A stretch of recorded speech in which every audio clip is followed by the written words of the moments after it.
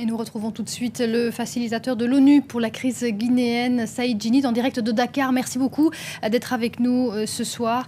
Alors, on vient de réentendre les revendications de l'opposition. Vous présidez le comité de suivi qui se réunit très régulièrement à Conakry. Est-ce que la commission électorale pourra répondre à temps aux préoccupations de l'opposition ? En tout cas, nous les avons exhortés, les membres de la commission électorale indépendante, de tout faire, de tout mettre en œuvre pour que les mesures de rectification que nous avons proposées le lundi soient mises en œuvre de façon rigoureuse. Nous avons recommandé à la commission électorale indépendante de se réunir aujourd'hui même, dans l'après-midi, pour prendre des décisions à l'effet de mettre en œuvre ces mesures. Quelles sont ces mesures, justement, principales ? Écoutez, nous avons proposé un certain nombre de mesures concernant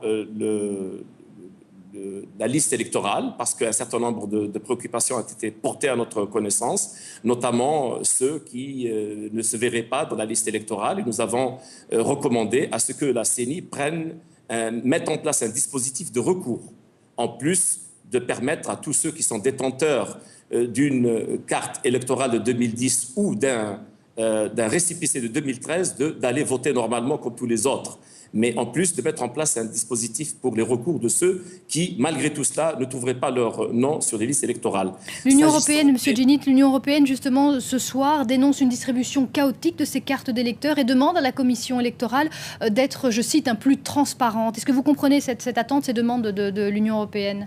L'attente pour la transparence et la communication de la part de la CENI a été une demande collective. Nous avons chaque fois encouragé la CENI à communiquer et à partager l'information en temps réel avec les partis politiques qui sont en compétition pour les élections. Nous comprenons qu'il y ait des problèmes de manque de capacité, mais au-delà de cela, nous avons chaque fois rappelé à l'ordre la commission électorale indépendante pour qu'elle fasse preuve de toute la vigilance nécessaire pour partager l'information en temps réel. Une dernière chose, M. Djinnit, l'opposition menace de descendre dans la rue ce jeudi. On a vu par le passé que ça a souvent dégénéré en violence meurtrière. Est-ce que vous êtes inquiet ? Écoutez, c'est justement par rapport à cette inquiétude, par rapport au risque de violence généré à l'occasion des manifestations que nous nous sommes permis, en tant que comité international et en tant que facilitateur international, avec l'appui des représentants de la communauté internationale représentés par les ambassadeurs sur place, nous avons fait appel à l'opposition à travers ses leaders pour qu'ils reconsidèrent leurs décisions. Et je crois savoir qu'ils ont répondu favorablement à notre appel.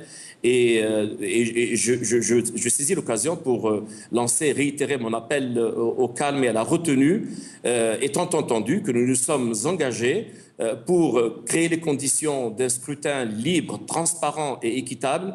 Et nous nous sommes entendus également pour nous réunir le vendredi prochain pour passer en revue la mise en œuvre des mesures correctives que nous avons recommandées le lundi hier et que nous avons exhorté la Commission à la mise en œuvre de façon rigoureuse. Merci, M. Djinnit. On suivra évidemment sur France 24 de près la situation en Guinée.